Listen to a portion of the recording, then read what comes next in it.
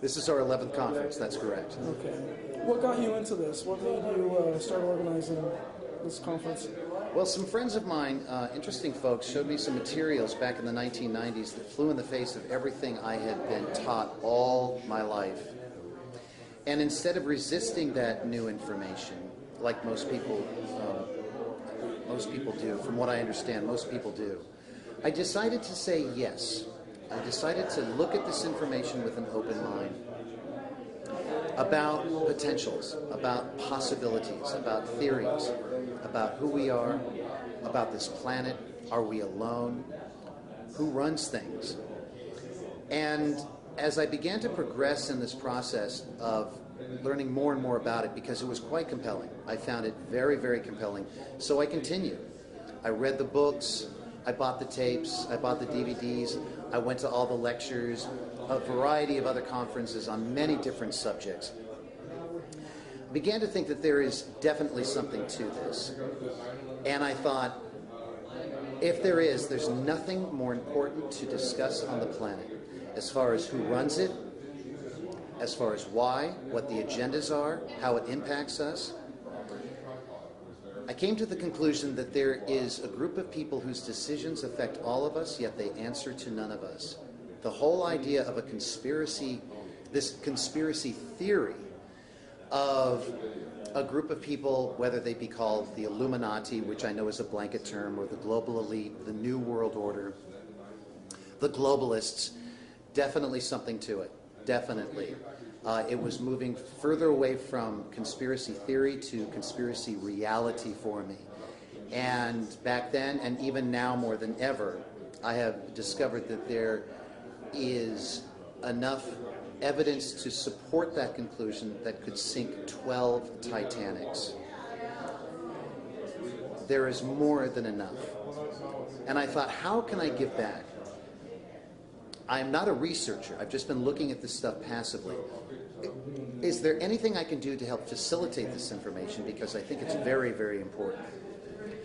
So I thought, well, if there is a conspiracy, if there are hidden agendas and cover-ups that negatively impact the humankind, and no one else is covering it in a hardcore sense, over the course of, say, a weekend, under one roof, like a lot of conferences, if nobody else in the country is doing it, I'm going to. I'm going to create a place that's called Conspiracy Central. Now, because we did it in a conference or convention setting, we named it Conspiracy Con, much like Comic-Con or other similar conventions. But a serious approach, a means of taking a very serious look, and a respectful one, because I believe it needs to be done in such a way, at the real problems of this world and the real problem makers of this world. To take a look at real conspiracies, real hidden agendas, conspiracy fact, not theory, and establish it as best we can. And find solutions to the problems that have been placed upon us by these hidden cabals, these secret groups that operate behind the proverbial curtain, to consider what they're doing and offer solutions. We have been doing that in spades now for 11 years.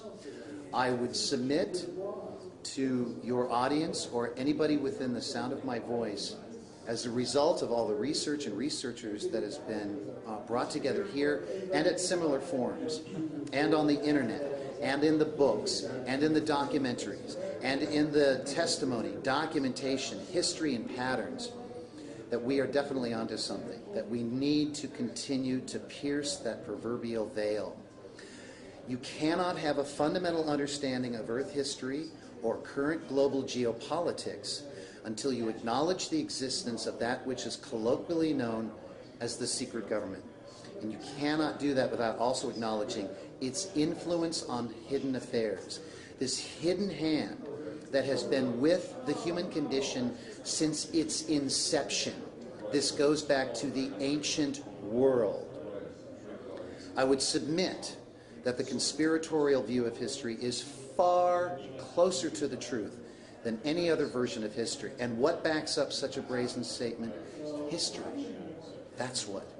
History has proven that we so-called wacko conspiracy theorists have gotten much closer to the truth because we dig deeper. We not only acknowledge that the rabbit hole exists, we have entered it and we have gone deep, deep, deep into it. And we have found a tremendous amount to support our conclusions. This is not a belief system. I don't give a rat's ass about what you believe or what anybody believes. What you believe has nothing to do with the truth, or at least being an honest pursuit of the truth. It's about coming to conclusions based on scientific data and solid research, which has been done. It's not fly-by-night stuff. It's not tinfoil hats. It's not, I was abducted by a UFO. It's none of that.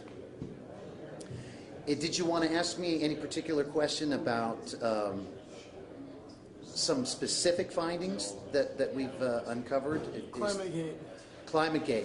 Okay, I can go on about that one.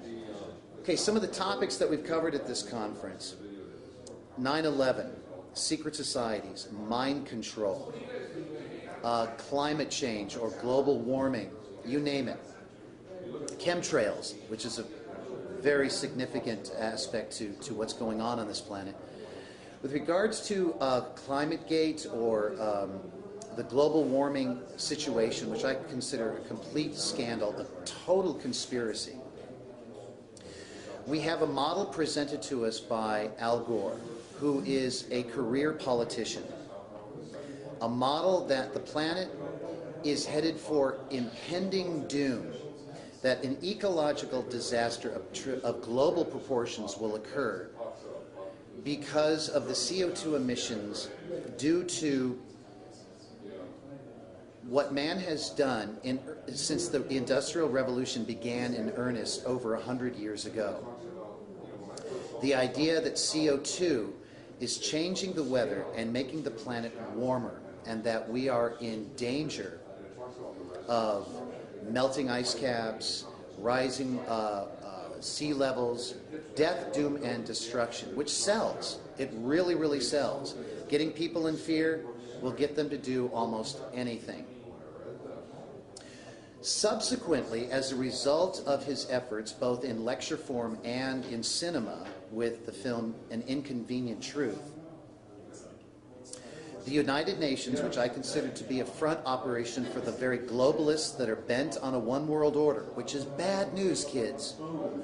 The United Nations, with its Intergovernmental Panel on Climate Change, or the IPCC, has supposedly confirmed with their findings that we are indeed headed towards global warming as a result of mankind's efforts of the Industrial Revolution that I just mentioned. The media has supported this, the government has supported this. Unfortunately, they do not have this. They do not have the science on their side. It is junk science, and it is based on an absolute agenda, one of many, to rob you of your freedoms, to rob you of your tax dollars, and to rob you of your very mind. The only way a handful of elite can control the planet is by mapping and tapping one of the greatest mysteries known to humankind, and that's which rests between your ears and right behind your eyes. And they are working you every day. And they've created this global ecological boogeyman. It's all for you. It's all for you, planet Earth, to scare you into doing things that you wouldn't do. But they don't have the science. They have nothing but fear-based junk science and repetition. Shove it down your throat, shove it down your throat, shove it down your throat. The problem is that, and I had a speaker at my conference, Dr. Michael Kaufman, addressed this last year in 2010. He made a documentary called The Great Global Warming Swindle. And in it, he interviewed a number of these international accredited scientists, many of whom were a part of the IPCC. What he determined was that the 2,500 scientists that were a part of the research group in the United Nations that put out that paper, of the 2,500, First of all of them, their names were placed on the report simply because they were members, whether they agreed with the conclusions that the model of global warming was caused by man. What he determined, based on interviewing these men, that out of the 2,500 whose names were automatically placed on that paper as an illusion and a lie, guess how many actually agreed with the conclusion that global warming is caused by man? In a nutshell, on one hand, 4. Wake up. Furthermore, there is a meteorologist in the San Diego area. He reports to a local television station down there. His name is John Coleman. He is a very respected meteorologist.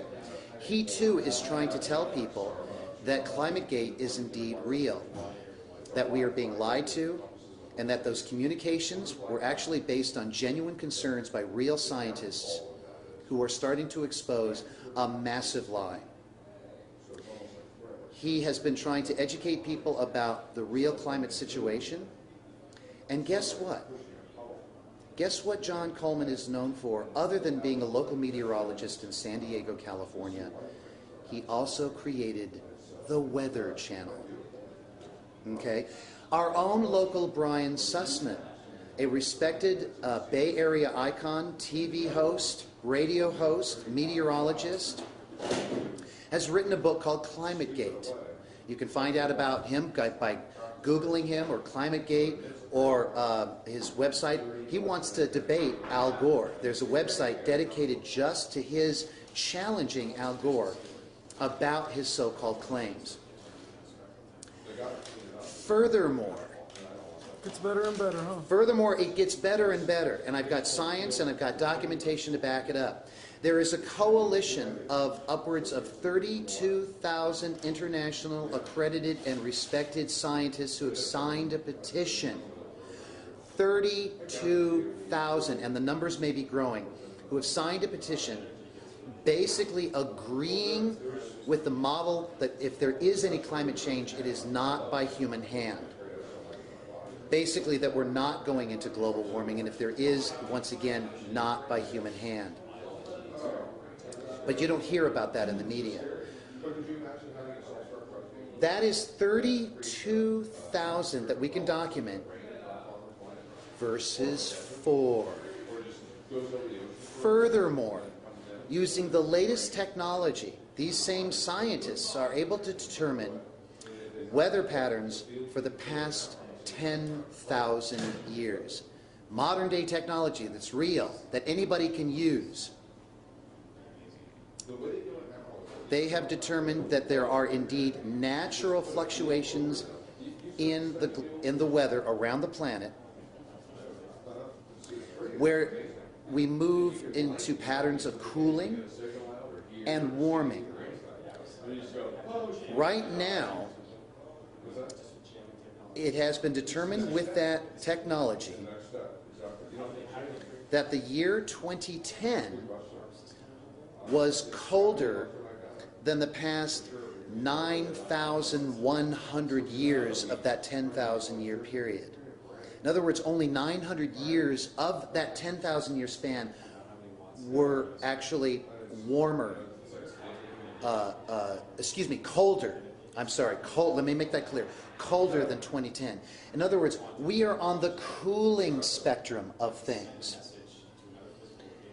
Furthermore, CO2 levels do not affect the temperature of the planet. The temperature of the planet affects CO2 levels. It's the other way around. And even then, there's a delay. When there are global temperature changes, it takes roughly 600 years for the levels of CO2 to change accordingly. Furthermore, CO2 is actually a vital gas. It is important to the function of our atmosphere. It's not a boogeyman. It's not a bad guy. Actually, the more CO2 there is, the more warmer it is, the more agri-fertile the planet is. It grows more vegetation and more food. Everybody wins. To suggest that we reduce our carbon footprint is a crime against the planet and all living organisms upon it. and the powers that be know it. The very powers that be, once again, we expose in spades every year. Furthermore, CO2 only makes up 2% of all the gases in the atmosphere. Only 2%. Furthermore, and this is my final point on this particular example, and it's a good one. Thank you for asking me this question because I boned up on this subject. Final point. Of all the CO2 that we have emitted as mankind since the Industrial Revolution began in earnest, roughly sometime in the mid to late 1800s, we have only contributed 1% of that 2%. Minuscule. Nothing to worry about. You can go back to sleep. You're okay. The planet's okay if we just leave her alone. One other point. A lot of people confuse pollution and the damage that that's caused with climate change or environmental change. No, not at all. There is absolutely no correlation. I want to make it very clear about pollution. Absolutely. We need to clean up our environment as far as our food, our air, our water. But this is not courtesy of you or me. We really should not be held accountable because there are indeed forces, corporate, military, government, secret, you name it, that are toxifying this planet. They are spraying chemicals in the air, devastating levels of aluminum, devastating levels of barium, and other bizarre, including biologicals, maybe nanobiologicals, that are changing the very matrix of this planet. We discussed that this year. We are looking at the poisoning of our food with genetically modified organisms. If you are what you eat and you're eating genetically modified natural foods that have been warped into something that they weren't, imagine what's happening to you, what's happening to your body. Look at the fluoride in our oral care products in water municipalities. Fluoride is a known toxic waste byproduct of the aluminum industry. We know that aluminum, when it gets into your body, it leads to Alzheimer's and Alzheimer's-like symptoms. It makes you dumb. It makes you docile. It makes you sick. It makes you weak. It also makes you infertile. And they're putting this toxic waste byproduct into your toothpaste, and you put it in your mouth and you brush your teeth with it. This stuff is bad news. The Nazis even gave sodium fluoride to their prisoners of war to make them docile. You think the people who run this world now don't know that, don't remember that? If a schmuck like me knows it, you can bet they do too. We've got excitotoxins like MSG in our food, and it goes right to the brain. They're addictive and dangerous. And the list goes on and on and on. Peer-reviewed research. The point I'm making is that, ladies and gentlemen, whoever's watching this, you are toxified by design. It's not by accident. Mother Earth isn't crying out because of what we have done. We are being victimized by a parasitical level of consciousness that is operating on this planet or perhaps in this planet. That is nothing less than monstrous. Parents, when they tuck their bed at night, erroneously tell their kids that monsters don't exist. Unfortunately, they do, and they run things. And that is why we are putting on this conference. That's why we are sharing this information. That is why we are exposing these night crawlers.